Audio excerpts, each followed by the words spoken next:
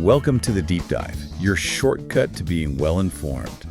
We take a stack of sources and, well, we pull out the key insights for you. That's the plan. Today, we're heading back, way back, to ancient Egypt. There's just something about it, isn't there? That mystique, the hidden wonders.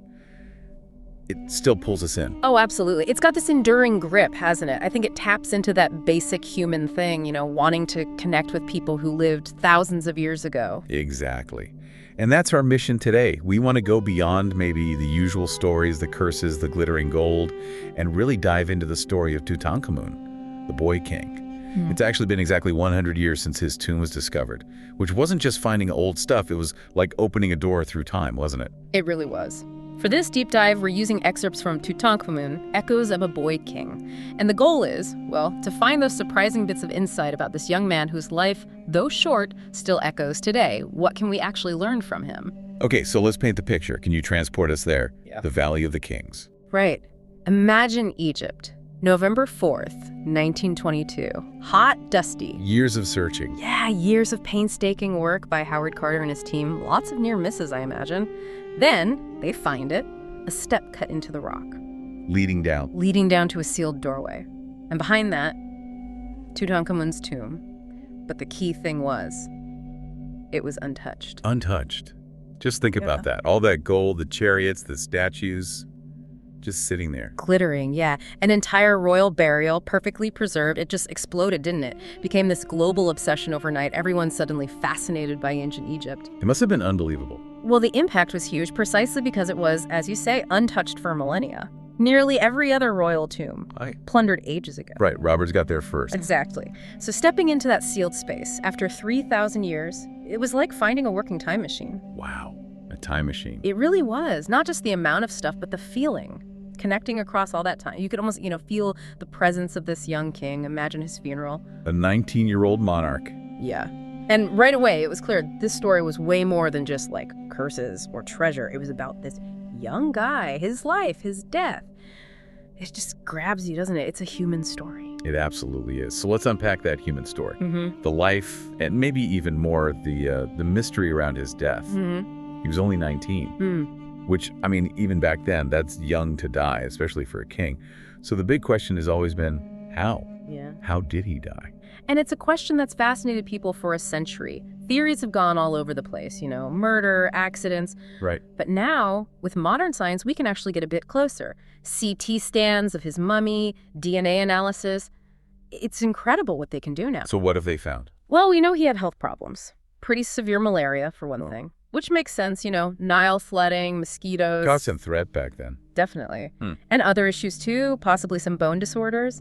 And crucially, there was a bad break in his leg, happened shortly before he died, maybe got infected. Ah, okay. So multiple factors. It seems like it. Malaria, maybe weakened by other conditions than this broken leg. Maybe that was the final blow.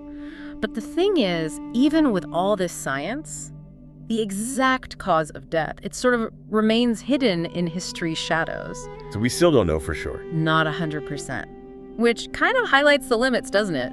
Even with all our tech, looking back thousands of years, some things stay mysterious. Maybe they're meant to. Leaves room for wonder, I guess. Yes. But amidst all that science, there were these really human touches found in the tomb, things that just connect you instantly. Like the flowers. Yes, tell us about the flowers. It's amazing. It really is. When they finally opened his innermost coffin, decades after the initial discovery, actually. Right, it took ages to carefully get through everything. It did. And there, lying on his mummy, was this delicate collar made of flowers, still preserved, after 3,000 years. Wow, wow. Actual flowers. Actual flowers. Cornflowers, bits of olive leaves, wild celery. You could still almost smell them, Carter said. That's incredible. What does that tell us? Well, Egyptians loved flowers. For beauty, sure, but also for symbolism, for rituals. And these specific flowers in that garland, they bloom in the spring. Yes. But evidence suggests Tutankhamun probably died in the winter, maybe December or January. So he was buried months later. Possibly. Or at least the final preparations, placing those fresh spring flowers, happened then.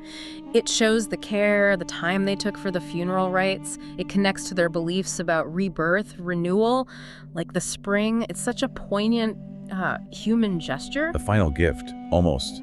And that care extended to the mummification itself. Right. The skill of the embalmers was extraordinary. Absolutely extraordinary. They weren't just wrapping him up. They were trying to preserve his actual features, make him recognizable for the afterlife. How did they do that? You mentioned resin. Yeah, they used resins and linen padding, very carefully applied, almost sculpting his face from the inside under the wrappings, like an internal mask, trying to keep his features lifelike. The idea was his spirit, his ka, needed to recognize its body. So it wasn't a rush job. Oh, definitely not. Mummification was a long process, could take 70 days. It was far from being rushed. It shows incredible skill and devotion. They were preparing their king for eternity, you see. It tells you so much about their beliefs, their view of death, and the afterlife. It really does. And then there's something else found in the tomb. Something incredibly personal and sad. The tiny coffins. Yeah. 2 miniature coffins. Inside. Inside were the mummified remains of 2 babies, stillborn daughters, his children. Mummified infants, is that common? Extremely rare, especially to be treated with such care and placed right inside the pharaoh's tomb. It's deeply personal. What does it suggest, do you think? It suggests profound loss, doesn't it? Even for a king. He endured this tragedy, losing 2 children, and he wanted them with him in the afterlife. It's a glimpse behind the golden mask. He was a father who grieved. It adds this whole layer of human tragedy to his story. He wasn't going alone. Makes him seem so much more real. Now, we've talked a lot about his death, the tomb, but he was king, even if only for about 10 years. Did he actually achieve much during that time? That's a great point, and often overlooked because the discovery overshadows everything. But actually, yes, his reign, though short, was really quite pivotal. How so? Well, he came to the throne right after his father, Akhenaten, and Akhenaten had turned everything upside down. A religious revolution, right? Worshipping only the sun disk. Exactly. He'd close temples to the old gods, move the capital. It caused huge upheaval, religious, political, social chaos, basically. So Tutankhamun inherited a mess. A big mess. And he was only about 9 years old when he became king. But under his reign, maybe guided by older advisors at first, Egypt reversed course. Back to the old ways. Pretty much. They abandoned Akhenaten city, moved the capital back, reopened the temples, restored the power of the priests of Amun-Ra. The traditional gods came back. So he brought stability.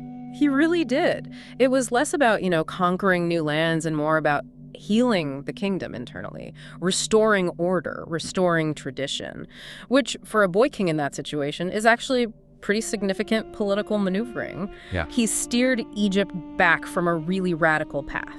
It's fascinating how someone relatively minor in life, historically speaking maybe, Compared to Ramses the Great or someone, becomes arguably the most famous pharaoh because of his death and discovery. But there's a weird twist there, isn't there? His fame has also kind of hurt him. It's a huge irony, yeah. The fame, the intense interest, it's paradoxically damaged him, his actual physical remains. How so? Well, think about the early excavation. The techniques back then, they weren't what they are now. There was definitely some rough handling, as the source puts it, trying to get the mask off, examining the body. Things were done that wouldn't happen today. Understandable for the time, maybe, but still. Exactly. And then later, more studies, more scans, moving the mummy. Every intervention carries a risk. So his body, the thing the ancient Egyptians worked so hard to preserve for eternity, has suffered because we found it. It's a real ethical dilemma in archaeology, that tension between discovery and preservation. But there's the other side of that coin, isn't there? Despite the damage, he's taught us so much. Oh, absolutely. It's the counterbalance.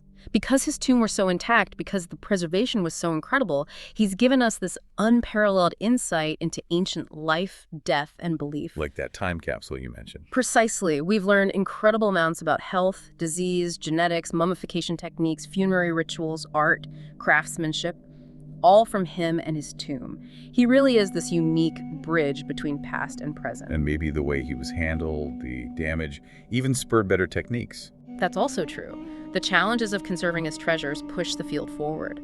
Scientists and archaeologists had to develop new methods. So in a way, even the damage led to better preservation practices for everything discovered since. He's been a catalyst. So wrapping this up, Tutankhamun. More than just gold, more than just a curse myth. Much more. He's this young man, king for a short, crucial time, who suffered personal loss. Preserved with incredible skill. Sound by chance, really. And became this enduring link, this bridge, connecting our world directly back to ancient Egypt, a connection across 3,000 years. It's powerful stuff. A brief life, but what an echo. It really makes you think. So, for you listening, what stands out? How does this one discovery a century ago still speak to us? About life, death, belief, science, even about ourselves. Something to ponder until our next deep dive.